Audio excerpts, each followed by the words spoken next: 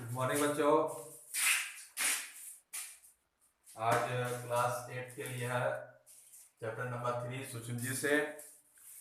पिछले कक्षाओं में आप लोग को बताया जा चुका था कि सूक्ष्मजीव हमारे मित्र है,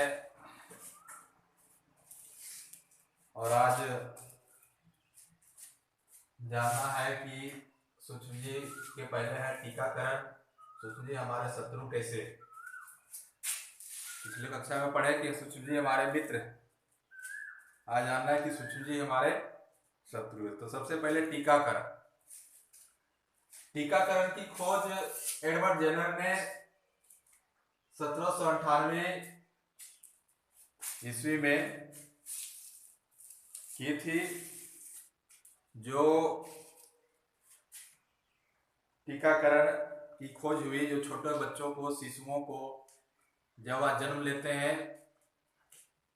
तो उसके पश्चात उसके शरीर में वह टीका प्रवेश किया जाता है ताकि वह आगे समय में रोग से बचे। वह टीकाकरण क्या होता है कि एक सूक्ष्मजीव ही होता है जो हमारे शरीर में प्रवेश कराया जाता है, ताकि दूसरा सूक्ष्मजीव, जो बाहरी सूक्ष्मजीव होते हैं, जब शरीर में वह प्रवेश करते हैं तो उसे वो मार गिराते हैं और हमें रोग से बचाते हैं।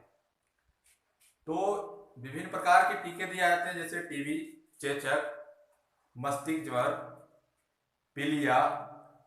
ये सब बीमारी की रोकथाम के लिए टीका का प्रयोग किया जाता है। टीका शरीर में प्रवेश कराया जाता है ताकि आपको इस तरह की रोग ना हो। जानवरों में भी रोग से बचने के लिए इस तरह के टीके लगाए जाते हैं। तो ये आपका, इसी को हम लोग कहते हैं टीकाकरण। अगला है आपका कृषि में। कृषि कार्य में भी हमारे सूक्ष्मजीव हमें मदद करते हैं। जैसे देखोगे आप, पीड़कनाशी दवा जो सूक्ष्मजीव को मारने के लिए, कीट पतंग को मारने के लिए बनाया जाता है, जो हमारे फसल को बर्बाद कर देते हैं। तो उसे भी बनाने के लिए आपका सूक्ष्मजीव का ही प्रयोग किया जाता है, जो से क्या होता है कि उसको, उस कीट को उस दवा से मार गिराता है ताकि हमारा फसल अच्छा हो।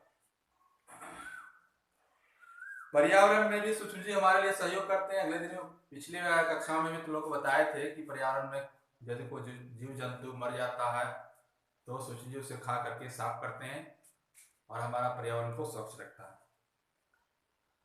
अब है कि सूक्ष्मजीव हमारे शत्रु कैसे हैं, वह हमारे लिए दुश्मन किस प्रकार से बनते हैं।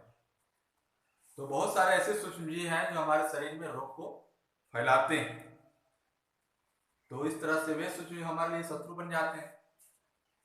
तो उपयोग में, जैसे हमारे उपयोग में आने वाले, जैसे भोजन, कपड़ा, चमड़ा के सामान को खराब करता है कौन? सूक्ष्मजीव। कुछ सूक्ष्मजीव तो मनुष्य तथा अन्य जीवों के में भी रोग उत्पन्न करता है। अभी आप देखेंगे गर्मी का समय में भोजन यदि पका हुआ थोड़ा सा रह जाता है तो वह भोजन खट्टा हो जाता है।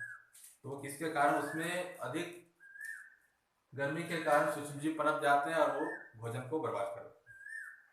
तो इस तरह से वह सूक्ष्मजीव हमारे लिए क्या हुआ? शत्रु हो गया।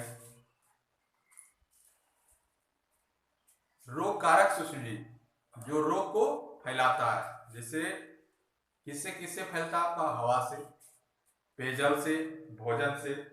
ये सब जो मनुष्य प्रयोग करते हैं, इसी से क्या होता है कि सूक्ष्मजीव हमारे शरीर में प्रवेश करते हैं और रोग को फैलाते हैं। इसमें से एक आता है कि संचारणीय रोग। संचारणीय रोग का मतलब होता है कि एक संक्रमित व्यक्ति से दूसरे स्वस्थ व्यक्ति में जब रोग चला जाता है तो वो होता है संचारणीय रोग। तो वह रोग किससे किससे जाएगा? वही वायु से, जल से, भोजन से, उस आदमी के संपर्क से। इस तरह से वह बीमारी जो एक स्वस्थ व्यक्ति से, एक संक्रमित व्यक्ति से स्वस्थ व्यक्ति में जब जाता है तो इस तरह के रोग को हम लोग कहते हैं संचारणीय रोग। जैसे आप देखे होंगे कि सर्दी खांसी या सर्दी जुकाम से जब पीड़ित व्यक्ति होता है तो वो छींकता है तो उसके जो सूक्ष्म बूंदे होते हैं वो दूरी तक फैलता है, तो वह बूंदे में भी उसका क्या होता है? सूक्ष्मजीव होता है। तो जो व्यक्ति अगले सामने होते हैं जब वह बूंद उनके तक शरीर में पड़ जाता है तो वह भी व्यक्ति आपका सर्दी जुकाम से वो ग्रसित हो जाते हैं। तो इस तरह से आपका सबसे बड़ा रोग फैलाने वाला जो होता है वो होता है घरेलू मक्खी। वो मक्खी कहाँ, ऐसा कोई ऐसा क्षेत्र जगह कोई ऐसा चीज नहीं है जिस पर वह बैठती नहीं है। गंदा से गंदा जगह में बैठती है, अच्छे से अच्छे जगह में बैठ जाती है मक्खी। आपके भोजन पर भी बैठ जाता है।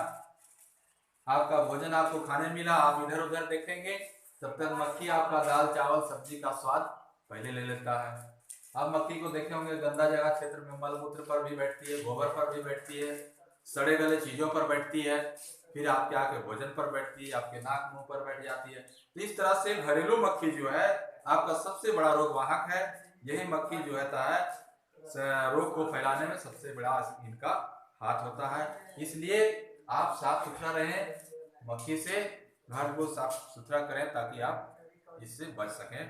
तो आज का इतना ही क्लास है। देखिए आपका लुई पास्चर ने किण्वन की खोज 1857 ईस्वी में की थी। अलेक्जेंडर फ्लेमिंग 1928 में पेनिसिलिन की खोज की थी जो सबसे पहला प्रतिजैविक था।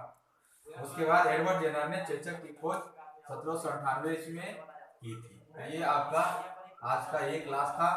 इसके आधारित पर मैं आप लोग को प्रश्न दूंगा। धन्यवाद।